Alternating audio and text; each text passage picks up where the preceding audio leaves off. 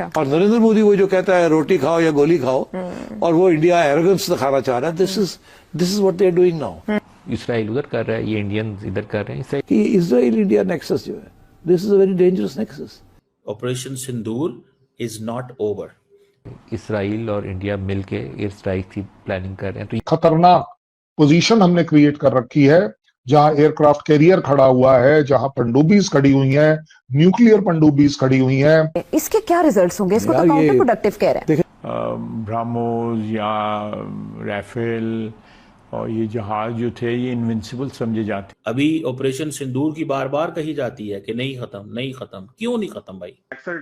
जो उन्होंने जो सैटेलाइट इमेजेस रिलीज की हैं, सारे एयर बेसेस में जो क्रेटर्स बने हुए हैं, उनके जो आर्म्स डिपो नूर खान एयरबेस पे था, उसके अंदर जो ब्लास्ट हुआ है, और जो उनके रनवेज उड़े हुए हैं, उनका स्क्वाड्रन लीडर जो मरा, आपको याद होगा, उनके स्क्वाड्रन लीडर का तो नमाज जनाजा जो है फुल, आप कह लीजिए कि रिस्पेक्ट के साथ वहां की एयरफोर्स ने खुद ही किया, उसकी वीडियो अवेलेबल है। अब देखिए, पाकिस्तानी प्रोपेगेंडा एक चीज है और जो सबूत है वो कुछ और है। जय हिंद दोस्तों, कमर चीमा कह रहे हैं कि ऑपरेशन सिंदूर खत्म क्यों नहीं हुआ, क्योंकि नरेंद्र मोदी ने कहा है कि operation Sindoor is not over yet. तो ऐसे में पाकिस्तानी मीडिया में एक बौखलाहट, एक झुंझलाहट, एक डर का माहौल भी बना हुआ है कि मोदी पता नहीं कब आए रात को फिर ठोक कर चला जाए। तो ऐसे में उनका कहना यह भी है, एक तरफ हमारे यहाँ खाने पीने और पोछने के वांदे हुए हैं, और दूसरी तरफ मोदी कह रहा है कि ले गोली खा। इसी के ऊपर पाकिस्तानी मीडिया क्या डिस्कस कर रही है, आप इस वीडियो में देखिए। अगर इंडिया पाकिस्तान वॉर एक दिन और चलती तो निशाना था कराची पोर्ट। ये खुलासा इससे पहले हमारे रक्षा मंत्री जी भी कर चुके थे, और दोबारा अब खुलासा हो रहा है न्यूज ब्रीफिंग्स में, प्रेस ब्रीफिंग्स में, प्रेस रिपोर्ट्स में, के उड़ रहे हैं। मतलब अटैक कराची पोर्ट पे होना था, और ये और एस्केलेट करने का इंडिया का प्लान था। सडनली क्यों एस्केलेट हो गई, इस पर बहुत सारी डिटेल्स पहले बहुत सारे लोग डिस्कशन कर चुके हैं। लेकिन एक चीज कि ड्रिल्स और एक्शन अब भी चल रहा है। बहुत सारा एक्शन ऐसा है जो कि पता नहीं है। INS विक्रांत जो है वो उसी समय उस एरिया में घूम रहा था, हमारी सबमरीन्स घूम रही थी। बोला अगर लड़ाई एक दिन और चली होती, ये आपको आज हम मेरे ख्याल खुलकर बात कर सकते हैं इस बात पर। हर एक के मन में थी कि लड़ाई और चल सकती और चलनी चाहिए थी, ये हर एक के मन में था। हर 140 इंडियन के मन में ये जरूर था कि भाई साहब इस बार रगड़ दो, इस बार ठोक दो, इस बार तोड़ दो, वगैरह वगैरह। बट ये जो वन डे है, ये वन डे कितना बड़ा होता है ये कौन डिसाइड करेगा? देखिए, अगर क्रम अनुसार चले, बड़ी सीधी सीधी बात, 6-7 की रात को हमने टेररिस्ट कैंप स्ट्राइक किए, हमने उनके डीजीएमओ के ऑफिस में बता दिया, हमने ये स्ट्राइक कर दिया है, हमारा ऑब्जेक्टिव यहां पर खत्म होता है, आप इसे एस्केलेट ना करें।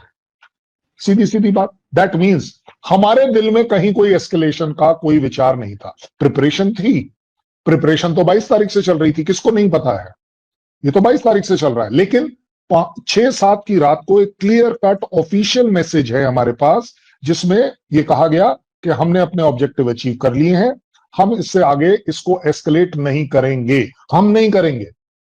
बड़ी सीधी बात है, आप शब्दों को पकड़िएगा। जो भी कह लीजिए, पाकिस्तान ने कुछ डिसाइड किया अपने आप को बचाने का, हटाने का, ध्यान वगैरह वगैरह, जो भी अपनी कंट्री को गाइड मिसगाइड जो करना था उन्होंने करा।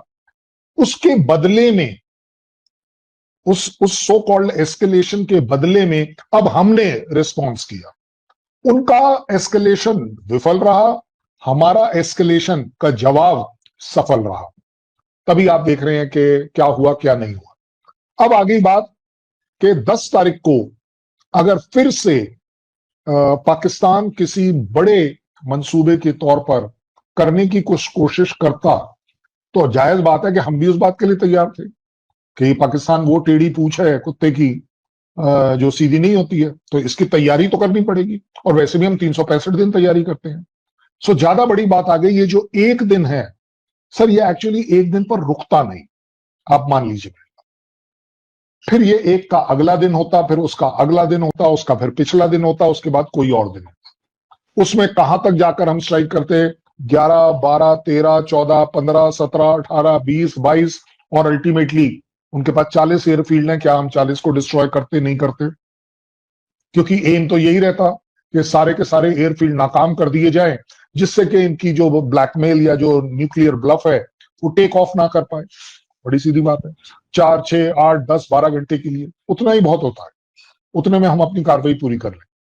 सो मुझे नहीं लगता कि आवाम को, आपको और मुझको मिसगाइड होना चाहिए कि एक दिन और, ये एक दिन का लालच हमने नहीं किया एज अ कंट्री, ये हमारे लिए अच्छा था, क्योंकि हम इस लालच में कभी पड़ भी नहीं रहे थे और ना ही पढ़ना चाह रहे थे। अदरवाइज 6-7 की रात को हम कभी नहीं बोलते एज ऑफिशियल कि यस हमने जो करना था कर दिया, हम इसे और एस्केलेट नहीं कर रहे। दैट मीन हम नहीं कर रहे। सो इसका मतलब सीधा है कि हम एस्केलेशन नहीं चाहते। ये हमारी पॉलिसी सही है गलत है, कोई डिबेट करना चाहे कर ले मेरे साथ, लेकिन अल्टीमेटली ये बॉटम लाइन है। आपने कहा एक सिचुएशन आ सकती थी कि कराची, सिचुएशन तो दसियों में आपके सामने अभी क्रिएट कर दूंगा कि वो भी आ सकती थी। What is Karachi? What is Karachi port? Nothing. Situation तो ये एक तरह से पाकिस्तान ने क्रिएट कर ली कि जी मेरा किराना स्टोर जो है उस पर भी कुछ हो गया, मैं सेफ नहीं हूं। बुलारी का एयरफील्ड गायब हो गया, एक तरीके से कह रहे हैं। नूर खान अटैक हो गया, अब क्या करेंगे? अब अगला अटैक कहां आएगा? अगला अटैक की बात कर रहे हैं अब। सो इसी श्रृंखला में जब हम बात करते हैं कराची पोर्ट, ऐसा मेरा अपना कैलकुलेशन है। आई डोंट थिंक कि हम कभी भी कराची पोर्ट को डिस्ट्रॉय करना चाह रहे थे। हमने अपना एक पोस्चर अख्तियार किया था कि कराची पोर्ट थ्रेटन्ड है, नंबर 1, हमारे रेडार और क्रॉस वायर पर है, इसके लिए हमारी पूरी तैयारी है। इस क्रॉस वायर पर हम इतने तैयार हैं कि आपने अगर कहीं दाएं बाएं ऊपर नीचे कुछ भी किया, ये कराची पोर्ट वाली साइड से या इधर से आगे की तरफ भी, तो आपके सामने एक ऐसी पोटेंट, एक खतरनाक पोजीशन हमने क्रिएट कर रखी है, जहां एयरक्राफ्ट कैरियर खड़ा हुआ है, जहां पनडुब्बीज खड़ी हुई हैं, न्यूक्लियर पनडुब्बीज खड़ी हुई हैं, वॉरशिप्स खड़ी हुई हैं, जिसको बोलते हैं ना टोटल नाकेबंद। दोस्तों, कल पाकिस्तान के आई थिंक डिफेंस मिनिस्टर हैं ख्वाजा आसिफ, इन्होंने कहा है कि हमने शिमला समझौता तोड़कर अपनी कब्र खुद खोद दी है। शिमला समझौता बड़े जोश में आकर उन्होंने तोड़ दिया। अब भारत को एलओसी क्रॉस करने से कोई नहीं रोक सकता, हालांकि पहले भी नहीं रोका था, क्योंकि भारत ने विदाउट शिमला समझौता ट्रैश किए हुए ही इनके कई बार अंदर घुसकर मारा है। जो नरेंद्र मोदी कहते हैं कि हम घुसकर मारेंगे, वो जरूर होता है।